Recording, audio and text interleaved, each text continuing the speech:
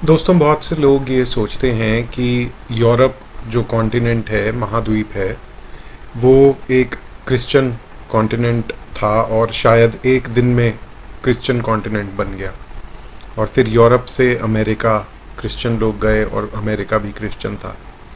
लेकिन आज की जो हम स्टडी करेंगे उसमें हम देखते हैं कि किस तरह एक व्यक्ति से और एक साधारण स्त्री के द्वारा सुसमाचार यूरोप के अंदर प्रवेश करता है।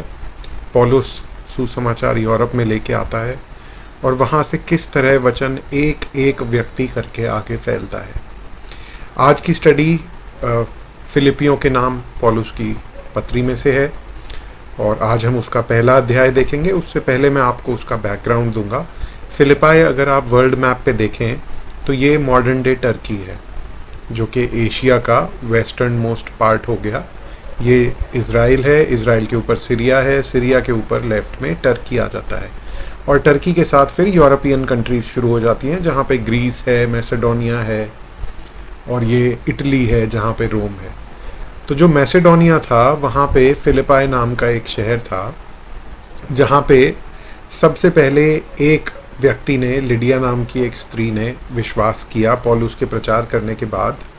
और उससे हम देखते हैं कि कैसे पूरा यूरोप विश्वासियों से भर गया, मसीहत से भर गया। तो ये बहुत ही इनक्रेडिबल था मेरे लिए भी इसको देखना, और ख़ासकर ये देखना कि वचन में किस तरह से हम देखते हैं कि एक एक करके, मतलब जिसे कहते हैं एक चिंगारी से पूरा का पूरा कॉन्टिनेंट विश्वास में आता है, एक समय पे विश्वासियों से भर जाता है। इस कदर भर जाता है कि लोग सोचते हैं कि पूरा का पूरा यूरोप, अब तो परिस्थिति बहुत चेंज हो चुकी है, लेकिन एक समय था जब लोग सोचते थे कि यूरोप पूरा का पूरा क्रिश्चियन कॉन्टिनेंट है, सारी यूरोपियन कंट्रीज क्रिश्चियन है, मसीह है। तो उसके पीछे क्या वजह थी, आज हम उसकी शुरुआत के बारे में पढ़ेंगे। जो यूरोप के अंदर सबसे पहली कलीसिया स्थापित हुई वो फिलिपाई में स्थापित हुई, और पौलुस ने फिलिपियंस को जो अपनी पत्री लिखी वो 60 से 62 एडी के बीच में लिखी, और रोम में पौलुस को बंदी रखा गया था। वहाँ पे रहते हुए पौलुस ने फिलिपियंस को ये पत्री लिखी है।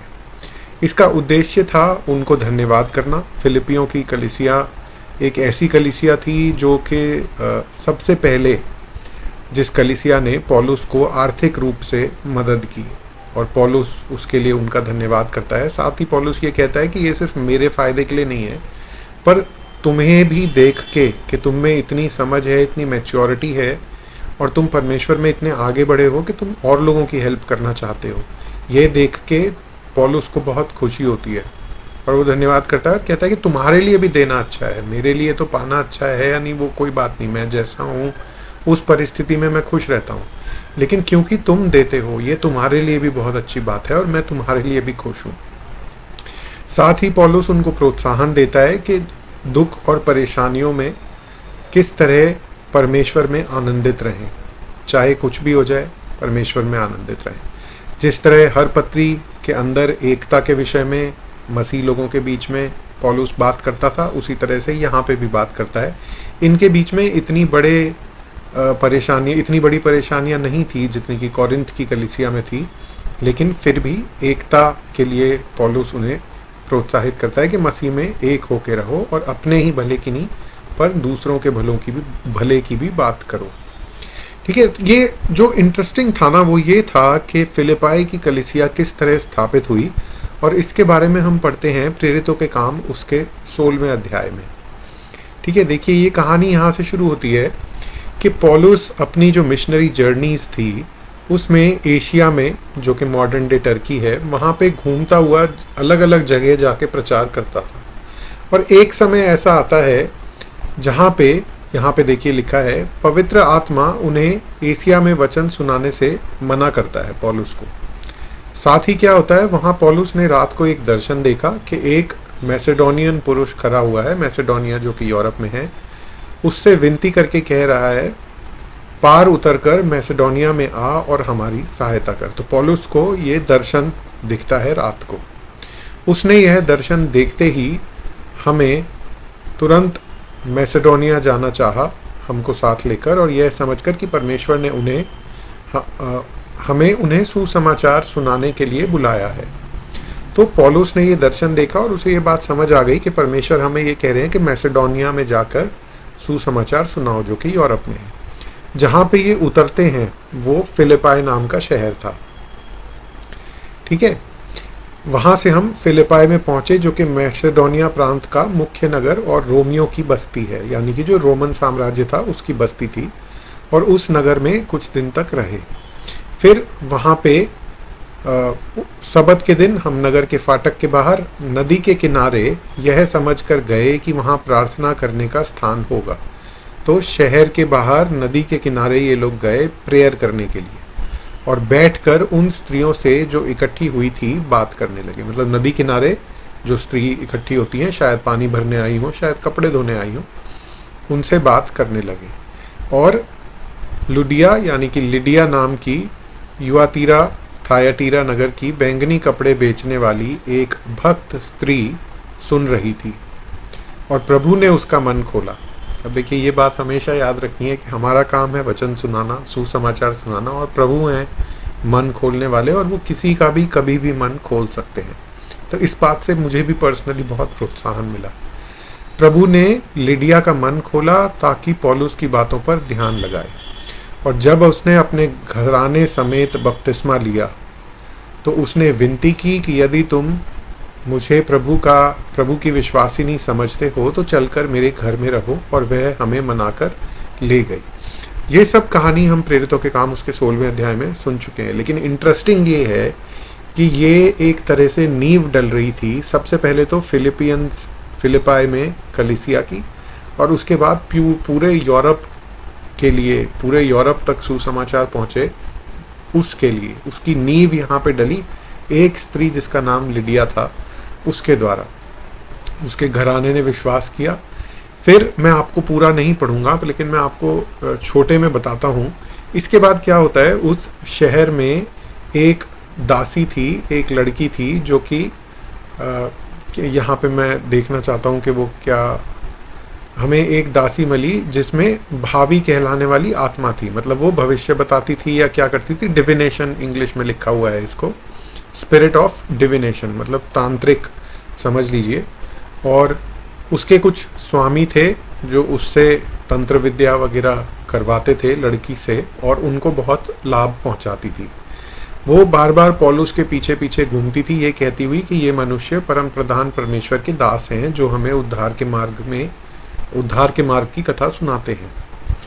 बहुत दिन परेशान होने के बाद पौलुस ने मुड़कर उससे कहा, मैं तुझे यीशु मसीह के नाम से आज्ञा देता हूँ कि उसमें से निकल जा। और वह उसी घड़ी निकल गई, जो दुष्ट आत्मा उस लड़की के अंदर थी। तो उसके स्वामियों का काम धंधा बंद हो गया। तो उन्हें ये बात बुरी लगी, तो उन्होंने छोटे में अगर देखें तो पॉल के साथ साइलस था, जो कि यरूशलेम की काउंसिल के बाद पॉल के साथ था।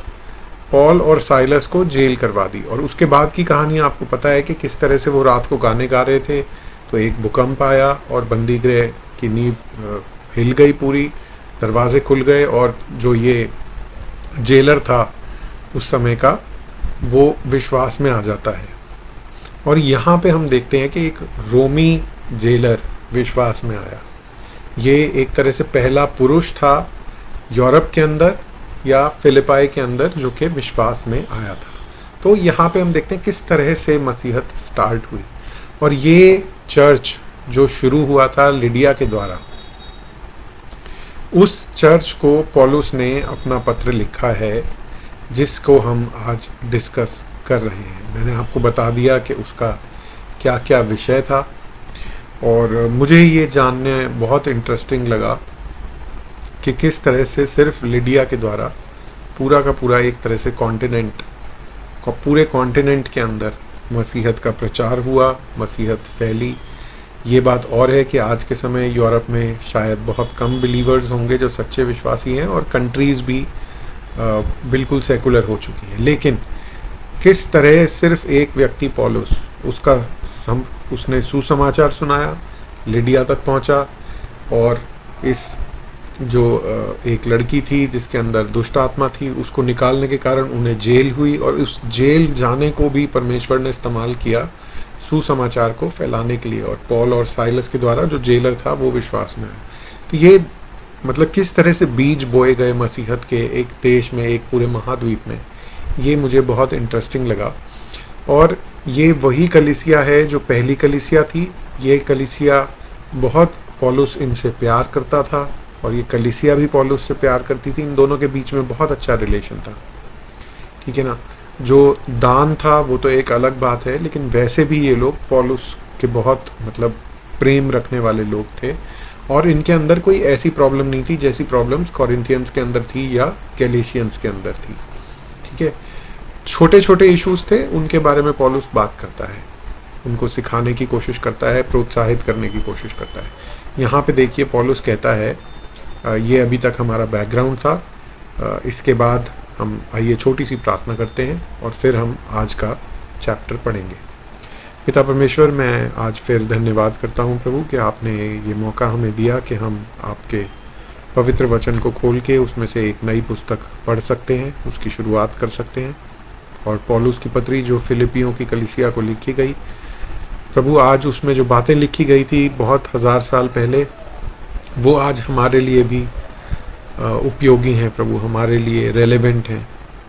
उन बातों से हमें बहुत कुछ सीखने को मिलता है, उन बातों से हमें प्रोत्साहन मिलता है, उन बातों से हमें गाइडेंस मिलती है कि हमें किस तरह का जीवन जीना है, किस तरह के निर्णय अपने जीवन में विपरीत परिस्थितियों में लेने हैं। तो प्रभु, हम आपके वचन के लिए धन्यवाद करते हैं। पवित्र आत्मा में आपकी अगुवाई को मांगता हूँ और ये प्रार्थना करता हूँ कि हमारी समझ बुद्धि को खोलिए, हमें डिस्ट्रैक्शंस से बचाइए, कि हम आपके वचन पे फोकस करने वाले हो सके, अपना ध्यान आपके वचन की तरफ केंद्रित करते हुए उसको पढ़ने, सुनने और समझने वाले हो सकें। ये प्रार्थना प्रभु यीशु मसीह के नाम से मांगता हूँ, आमीन। दोस्तों, यहाँ पे पौलुस कहता है, मसीह यीशु के दास पौलुस और तिमोथियुस की ओर से सब पवित्र लोगों के नाम जो मसीह यीशु में होकर फिलिप्पी में रहते हैं, अध्यक्षों और सेवकों समेत, हमारे पिता परमेश्वर और प्रभु यीशु मसीह की ओर से तुम्हें अनुग्रह और शांति मिलती रहे। मैं जब जब तुम्हें स्मरण करता हूँ तब तब अपने परमेश्वर का धन्यवाद करता हूँ, और जब कभी तुम सब के लिए विनती करता हूँ तो सदा आनंद के साथ विनती करता हूँ, इसलिए कि तुम पहले दिन से लेकर आज तक सुसमाचार के फैलाने में मेरे सहभागी रहे हो। मुझे इस बात का भरोसा है कि जिसने तुम में अच्छा काम आरंभ किया है वही उसे यीशु मसीह के दिन तक पूरा करेगा। यानी कि परमेश्वर जिन्होंने किसी भी व्यक्ति में एक अच्छा काम शुरू किया है, तो हम ये विश्वास कर सकते हैं कि प्रभु ही उस काम को पूरा करेंगे। जैसा वचन बताता है ना कि बीज कोई बोता है, पानी कोई देता है, लेकिन जो फल बढ़ता है, जो पौधा बढ़ता है, वो परमेश्वर की ओर से। The growth comes from the Lord, the increase comes from the Lord. तो उसी तरह से हम वचन का बीज बो सकते हैं, कोई और व्यक्ति वचन के बीज जो बोया गया था उसके बारे में और समझा सकता है, सिखा सकता है, लेकिन वो बढ़ेगा परमेश्वर के और पवित्र आत्मा की ओर से। उचित है कि मैं तुम सब के लिए ऐसा ही विचार करूं, क्योंकि तुम मेरे मन में आ बसे हो, और मेरी कैद में और सुसमाचार के लिए उत्तर और प्रमाण देने में तुम सब मेरे साथ अनुग्रह में सहभागी हो। जैसा मैंने इंट्रोडक्शन में बताया, पौलुस ये पत्री लिख रहा है जब वो प्रिजन में है, एक तरह से कैदी है, बंदी बनाया हुआ है रोम के अंदर। इसमें परमेश्वर मेरा गवाह है कि मैं मसीह यीशु के समान प्रेम करके तुम सब की लालसा करता हूँ, और मैं ये प्रार्थना करता हूँ कि तुम्हारा प्रेम, ज्ञान और सब प्रकार के विवेक सहित और भी बढ़ता जाए, यहाँ तक कि तुम उत्तम से उत्तम बातों को प्रिय जानो और मसीह के दिन तक सच्चे बने रहो और ठोकर न खाओ, और उस धार्मिकता के फल से जो यीशु मसीह के द्वारा होते हैं भरपूर होते जाओ, जिससे परमेश्वर की महिमा और स्तुति होती रहे। अब ये देखिए, पॉल का फोकस सारा स्पिरिचुअल चीज़ों पे है, आत्मिक चीज़ों पे है। वो ये नहीं बोल रहा कि आप लोग बहुत अमीर हो जाओ जिससे कि मुझे और ज़्यादा दान दे सको, ऐसी सब बातें नहीं कर रहा है वो। उसका फोकस ये है कि जो कलीसिया के लोग हैं वो विश्वास में बढ़ें, परमेश्वर की निकटता में बढ़ें, आत्मिक परिपक्वता में बढ़ें और धार्मिकता में बढ़ें, सुसमाचार फैलाएं सब जगह। इन जो सही चीज़ें हैं ना, उनके ऊपर पौलुस का फोकस है और उन्हीं चीज़ों के लिए वो प्रार्थना करता है, उन्हीं चीज़ों के लिए बोलता है। बाकी सब क्या होता है, सुख और दुख तो देखिए जीवन में लगे ही रहते हैं। कोई ना कोई हमारे जीवन का कोई ना कोई एरिया ऐसा होगा जिसमें प्रॉब्लम्स होंगी। जब तक जीवन है तब तक कुछ ना कुछ कलेश चलता रहेगा। लेकिन अगर हम उन कलेशों के बाद भी परमेश्वर की निकटता में बढ़ रहे हैं तो हम अपने जीवन के उद्देश्य को पूरा कर रहे हैं। और यही चीज़ पौलुस को पता थी और इसी चीज़ को वो बोलता है। हे भाइयों, मैं चाहता हूँ कि तुम ये जान लो कि मुझ पर जो बीता है उससे सुसमाचार की उन्नति हुई है। क्या बीता है? पौलुस को बंदी बना दिया गया है। यहाँ तक कि और एक जगह पौलुस बहुत अच्छी बात बोलता है कि मैं बंदी हूँ लेकिन परमेश्वर का वचन बंदी नहीं है। यहाँ तक कि कैसर के राजभवन की सारे सैन्य दल और शेष सब लोगों में यह प्रकट हो गया है कि मैं मसीह के लिए कैद हुआ। देखिए पौलुस बताता है कि जब मुझे कैद किया तो मुझे मौका मिला अपनी टेस्टिमनी, अपनी गवाही बताने का। और जो भी सैनिक आते थे पौलुस से मिलते थे, पौल उनको बताता था प्रभु यीशु मसीह के बारे में और सुसमाचार के हमारे पापों के लिए प्रभु यीशु मसीह ने क्रूस पर अपनी जान दी और वो मारे गए, गाड़े गए और मुर्दों में से तीसरे दिन जी उठे। और जो कोई व्यक्ति उन पर विश्वास करता है वो नाश नहीं होगा पर अनंत जीवन पाएगा और पापों की क्षमा पाएगा। ठीक है। और प्रभु में जो भाई हैं उनमें से अधिकांश मेरे कैद होने के कारण साहस बांधकर परमेश्वर का वचन बेधड़क सुनाने का और भी साहस करते हैं। कुछ तो डाह और झगड़े के कारण मसीह का प्रचार करते हैं और कुछ भली मनसा से। कुछ डाह और झगड़े के कारण मतलब हो सकता है कि कुछ लोग पौलुस के सुसमाचार का मजाक बनाते हुए दूसरों को बताते हो कि अरे पता है ये क्या कहता है, ये कहता है कि प्रभु यीशु मसीह हमारे पापों के लिए मारे गए और गाड़े गए और जो कोई उन पर विश्वास करेगा उसके ऊपर दंड की आज्ञा नहीं होगी और वो अनंत जीवन पाएगा। और मुर्दों में से जी उठना भी होता है और एक स्वर्ग है, एक नरक है। इस तरह की बातों को अगर कोई डाह में दूसरे को बता रहा है तो भी समझिए कि सुसमाचार फैल रहा है। और पौलुस इस बात से खुश है और बोलता है कुछ तो डाह और झगड़े के कारण मसीह का प्रचार करते हैं और कुछ भली मनसा से। कई एक तो यह जानकर कि मैं सुसमाचार के लिए उत्तर देने को ठहराया गया हूँ प्रेम से प्रचार करते हैं और कई एक तो सीधाई से नहीं पर विरोध से मसीह की कथा सुनाते हैं, यह समझकर कि मेरी कैद में मेरे लिए कलेश उत्पन्न करें। लेकिन फिर भी पौलुस खुश है कि सुसमाचार तो प्रचार हो रहा है। और दोस्तों मैंने भी ये सीखा है, जब भी हम किसी से बात कर रहे हों धर्म के विषय में, अपने विश्वास के विषय में, तो ये ज़रूरी है कि हमारा जो सब्जेक्ट है, हमारा जो डिस्कशन है, हमारी जो बातें हैं वो केंद्रित हों सुसमाचार के ऊपर और प्रभु यीशु मसीह के ऊपर। तो जहाँ तक हो सके अगर आप कभी अपने आप को पाएँ किसी से बात करते हुए और आपको लगे कि हम फ़िलॉसफी की बात कर रहे हैं, तो जो कॉन्वर्सेशन है, जो बातचीत है, उसको वापस प्रभु यीशु मसीह और क्रूस इसके ऊपर लेके आइए। वो सबसे ज़्यादा लाभदायक है। तो क्या हुआ? केवल यह है कि हर प्रकार से, चाहे बहाने से चाहे सच्चाई से, मसीह की कथा सुनाई जाती है और मैं इससे आनंदित हूँ और आनंदित रहूँगा भी, क्योंकि मैं जानता हूँ कि तुम्हारी विनती के द्वारा और यीशु मसीह की आत्मा के दान के द्वारा इसका प्रतिफल मेरा उद्धार होगा।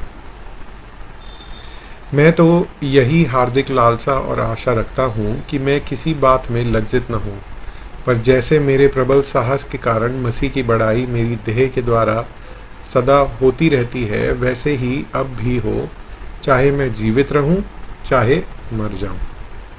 वो ये भी कह रहा है एक तरह से पौलुस कि अगर मैं मर भी जाऊँ तो भी लोगों को ये पता होना चाहिए कि किस लिए मरा, कि ये प्रचार करता था कि प्रभु यीशु मसीह परमेश्वर है, इस बात के लिए उसे मारा गया। क्योंकि मेरे लिए जीवित रहना मसीह है, अगर जीवित रहूँगा तो प्रचार करता रहूँगा, और मर जाना लाभ है कि मेरे मरने की भी कथा लोगों तक फैलेगी, लोगों को पता लगेगा कि क्यों मारा गया। और जब वो पूछेंगे क्यों मारा गया तो पता लगेगा कि वो यीशु मसीह का प्रचार करता था इसलिए। पर यदि शरीर में जीवित रहना ही मेरे काम के लिए लाभदायक है तो मैं नहीं जानता कि किसको चुनूं। क्योंकि मैं दोनों के बीच असमंजस में हूँ। जी तो चाहता है कि देह त्याग के मसीह के पास जा रहा हूँ, मतलब मैं मर जाऊँ और परमेश्वर के पास, प्रभु यीशु मसीह के पास चला जाऊँ, क्योंकि यह बहुत ही अच्छा है। परंतु शरीर में रहना तुम्हारे कारण और भी आवश्यक है।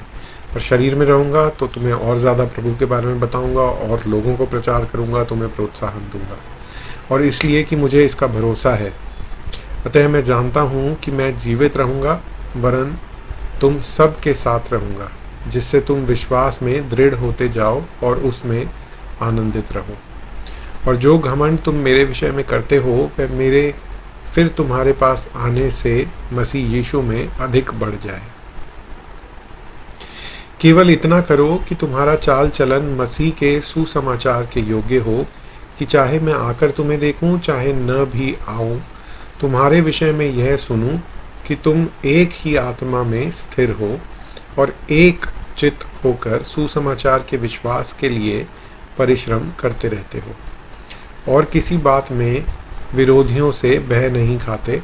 यह उनके लिए विनाश का स्पष्ट चिन्ह है। विरोधियों के लिए तो विनाश का चिन्ह है, परंतु तुम्हारे लिए उद्धार का, कि तुम विरोधियों से भय नहीं खाते, और यह परमेश्वर की ओर से है। क्योंकि मसीह के कारण तुम पर यह अनुग्रह हुआ है कि न केवल उस पर विश्वास करो, पर उसके लिए दुख भी उठाओ। और तुम्हें वैसा ही परिश्रम करना है जैसा तुमने मुझे करते देखा है, और अब भी सुनते हो कि मैं वैसा ही करता हूँ। देखिए, इन बातों से ये लगता है कि शायद फिलिपिया की जो कलीसिया थी, उसके जो लोग थे, वो जब सुसमाचार का प्रचार करते थे तो उन्हें भी सताव झेलना पड़ता था, उन्हें भी विरोध कलेश झेलने पड़ते थे। और पौलुस यही कह रहा है कि मेरे को देखो, मैं भी तो जेल में हूँ, कोई बात नहीं। मसीह के कारण हमारे ऊपर तो ये अनुग्रह है कि हम उसके विश्वास के लिए दुख उठाने के योग्य ठहराए गए हैं। तो ये बात कह के भी पौलुस उनको प्रोत्साहित कर रहा है, और इस बात में वजन है क्योंकि पौल खुद एक तरह से बंदी बनाया हुआ है। अगर कोई आराम से चलता फिरता व्यक्ति कहे तो उस बात की कीमत नहीं थी, लेकिन पौल तो खुद झेल रहा है। और फिर वो उनको अपने दोस्तों को, जो कि फिलिपियाई कलीसिया में हैं, फिलिपाई की चर्च में हैं, उन लोगों से यह बोलता है, तो उस बात का अलग ही वजन है। ठीक है, तो आइए दोस्तों, हम इसको ख़त्म करते हैं और कल हम दूसरा अध्याय देखेंगे।